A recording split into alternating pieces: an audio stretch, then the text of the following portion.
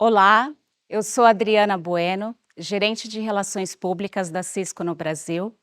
Tenho mais de 20 anos de experiência em comunicação corporativa e estou na Cisco desde 2014.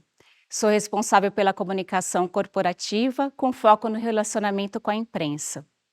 E hoje gostaria de falar com você, executivo e profissional de marketing, sobre a importância do relacionamento com a imprensa para o posicionamento e reputação da sua marca. Antes, quero contar rapidamente quem é a Cisco.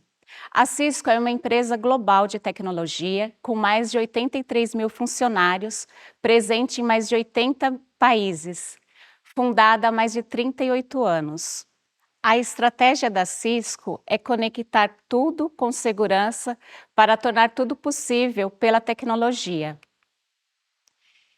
E sendo uma empresa fundada há quase 40 anos, e é uma empresa B2B, fornecedora de hardware, inclusive ela é muito famosa pelos produtos, pelo portfólio de rede, de conectividade, a Cisco tem se transformado, ela tem transformado o seu modelo de negócio para software e um modelo as a service. Afinal, gente, o mundo está em constante evolução. E esta evolução está acontecendo também com a comunicação. Hoje, sabemos que a informação está na palma da mão de todo mundo. E uma pesquisa do Instituto Reuters sobre os hábitos de consumo de notícias apontou que os meios digitais, incluindo redes sociais, são a principal fonte de informação para 79% dos brasileiros. E sozinhas, as mídias sociais continuam à frente da TV no Brasil, mas foram citadas por 57% dos entrevistados. E isso é interessante que todas as fontes de notícias tiveram uma queda com relação a outros anos. Então, a TV, no ano passado, era 64% de preferência. O impresso foi o único que não caiu, que manteve os 12%, que é um número baixo, mas ele se mantém lá com 12%. Online foi de 83% para 79%, e mídias sociais de 64% para 57%. E TV de 55% para 51%. E esse estudo também mostra que 42% dos brasileiros usam mídias sociais para divulgar notícias. Também teve uma queda, porque eram 64% no ano passado, e o top 3 de 2022 é formado por WhatsApp, YouTube e Instagram. E Facebook, que encabeçou a lista em 2021, foi para o 4º lugar no ranking deste ano. E esses dados, eles demonstram que, apesar de toda a evolução do mundo e da comunicação, a imprensa segue com uma grande relevância. E uma outra pesquisa revela que há uma enorme divisão geracional entre os tipos de conteúdo que a geração Z e os milênios mais gostam de assistir. Uma pesquisa realizada nos Estados Unidos com 1.000 consumidores, ela trouxe alguns resultados curiosos sobre as gerações Z e Millennials. Quando a gente pensa na geração Z, falando dos jovens de 18 a 24 anos, eles preferem o conteúdo gerado pelo usuário, o streaming de conteúdo especificamente. E 61% da geração Z disseram que o conteúdo gerado por usuário é o conteúdo que eles mais gostam. Isso é seguido por música, podcasts, jogos e só então vem a TV. Já os milênios mais jovens, eles acabam seguindo também nessa mesma tendência, com a maioria também preferindo o conteúdo gerado por usuários, mas a televisão e os jogos também, elas têm uma classificação próxima. Já os milênios mais velhos, então pensando na faixa de idade de 35 a 44 anos, são os que mais preferem televisão, com 67% afirmando que é a sua forma preferida de entretenimento digital. E esses resultados, eles são bem interessantes. Por quê? Ele mostra que o tipo de conteúdo mais popular na época em que o consumidor era jovem tende a ser o seu preferido ao longo da vida. Então, enquanto os millennials cresceram em meio à predominância da TV, a geração Z acompanhou a ascensão das redes sociais, o que impacta diretamente seus hábitos de consumo ao longo da vida. E qual a relação do marketing e da assessoria de imprensa, da comunicação corporativa nisso tudo? A gente sabe que hoje a maioria das empresas conta com um departamento de comunicação corporativa, com uma assessoria de imprensa.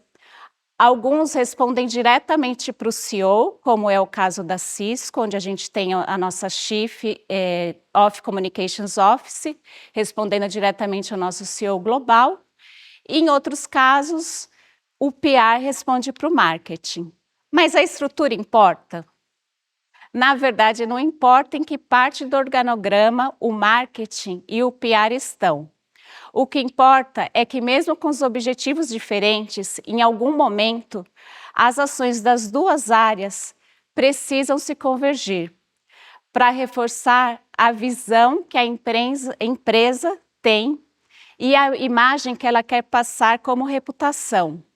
A gente está focando muito no marketing e comunicação, mas quando a gente fala dessa preocupação com o posicionamento, imagem, reputação da marca, tem outras áreas também envolvidas que vale a gente comentar, como a área de governança, vendas, o próprio recursos humanos. Então, são várias áreas que precisam, em algum momento, se convergir para chegar a esse bom resultado, né, de posicionamento com a marca. E um elemento importante da sua área de PR é o relacionamento com influenciadores da imprensa tradicional aos influenciadores de conteúdo digital. E aqui, né, eu vou focar mais nos influenciadores de imprensa e como vocês viram na pesquisa anterior, a imprensa, ela continua sim sendo relevante. E eu trago aqui alguns passos para o relacionamento com a imprensa. Então, o primeiro passo, né, é que a sua área de PR, a sua área de comunicação corporativa ou a sua agência de assessoria de imprensa, ela tem um plano de comunicação estruturado para definir exatamente como a empresa quer ser percebida pelo mercado, o que inclui a imprensa. O segundo ponto, quais são os veículos de imprensa onde a sua marca deve estar? Quem são os jornalistas que cobrem o setor onde a sua empresa está inserida? E quem são os top voice dentro das temáticas estratégicas para a empresa? E outro ponto super importante, quem da sua empresa deve falar com a imprensa? Você tem que definir quem são os porta-vozes e também treiná-los, então, que é o quinto ponto super importante. Estando todo mundo treinado, você tem que definir o que falar e quando falar, porque nem sempre você está no momento do mercado que você deve falar ou no momento para a sua empresa falar, por exemplo, sobre um determinado lançamento. E também, logo em seguida, o domínio do assunto. Então, esse porta-voz, ele tem que dominar o assunto do que ele vai falar, né? Ele tem que saber como ele vai se posicionar com a imprensa, como que ele vai trazer todas as mensagens importantes da empresa no seu discurso. E entender também o contexto do mercado, que é até um pouco que a gente comentou, que eu comentei sobre quando falar. Então, é importante a comunicação estar ciente de todos os detalhes de um lançamento, por exemplo, para manter o discurso sempre alinhado e entender se aquele é o momento, né, o contexto, né, do mercado para você falar com a imprensa.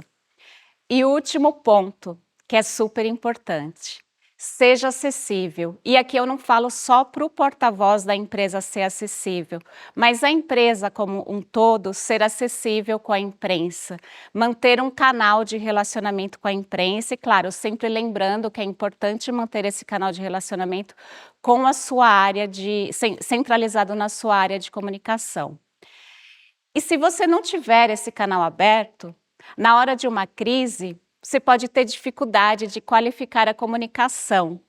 Então, é muito importante manter esse canal, falar com a imprensa, visitar redações, enviar pautas com regularidade, manter canais abertos, enfim, para qualificar a comunicação. E aqui quero comentar um pouco de como que a gente trabalha na Cisco com relacionamento com a imprensa. Bom, sendo uma empresa B2B, a gente tem um corporate muito bem estruturado, maduro, né, nos Estados Unidos, globalmente, e a gente trabalha de forma estratégica com uma lista de jornalistas-chave em todos os países.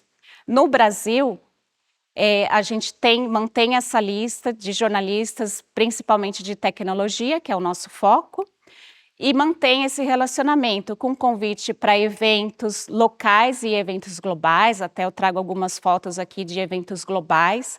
O Cisco Live é o maior evento da Cisco, que geralmente acontece nos Estados Unidos, e a gente sempre convida alguns jornalistas para cobrirem o evento lá. E também os eventos locais. Então, em abril, por exemplo, a gente teve o nosso principal evento aqui no Brasil, que é o Cisco Connect, e lá nós tivemos uma agenda separada para a imprensa e também analistas. Os analistas de mercado também são muito importantes para a Cisco, então a gente também trabalha muito alinhado com os eventos para a imprensa e analistas de mercado. A gente mantém também sugestões regulares, sugestões de pauta enviadas com regularidade para a imprensa também, aqui no Brasil. E queria trazer para vocês alguns cases da Cisco.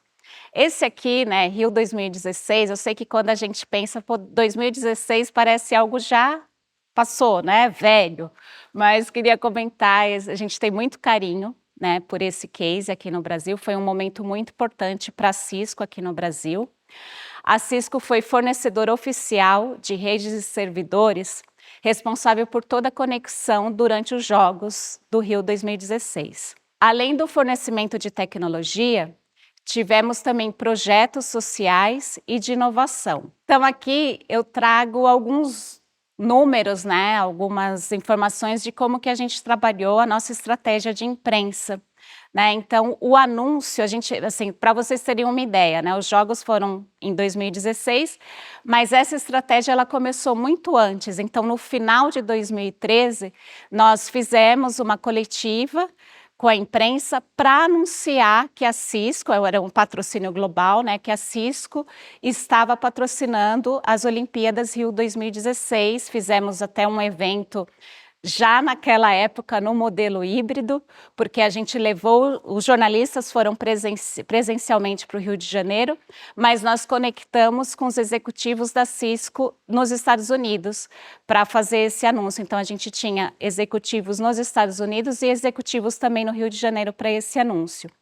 E aí, depois disso, nós fizemos também outras ações com a imprensa. Então, nós tivemos eventos no Rio de Janeiro em 2015 e 2016, que foram eventos pré-jogos, para mostrar toda essa preparação tecnológica da Cisco e também mostrar os projetos que eu mencionei, projetos sociais e de inovação.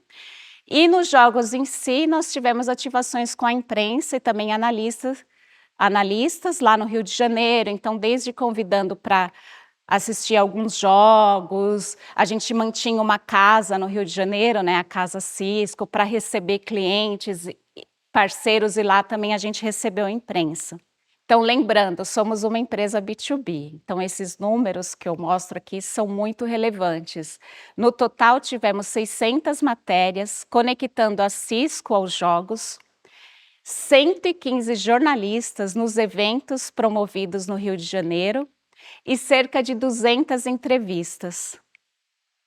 E aqui algumas matérias, né, que saíram na época, matérias no Globo, no Valor Econômico, no RJTV, entre outras.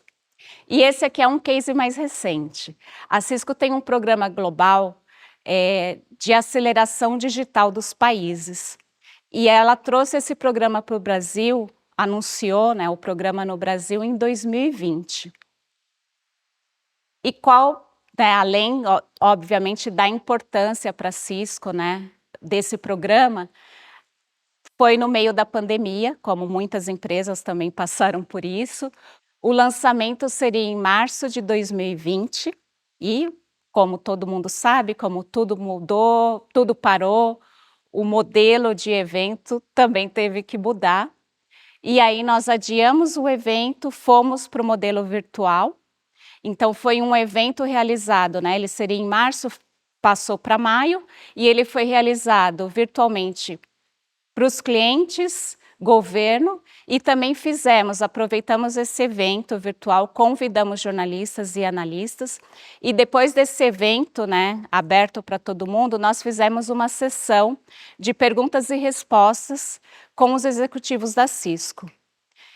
E o total de matérias, com o anúncio em si, a gente atingiu 50 matérias em veículos de negócios e de tecnologia, falando sobre o projeto de transformação digital da Cisco aqui no Brasil.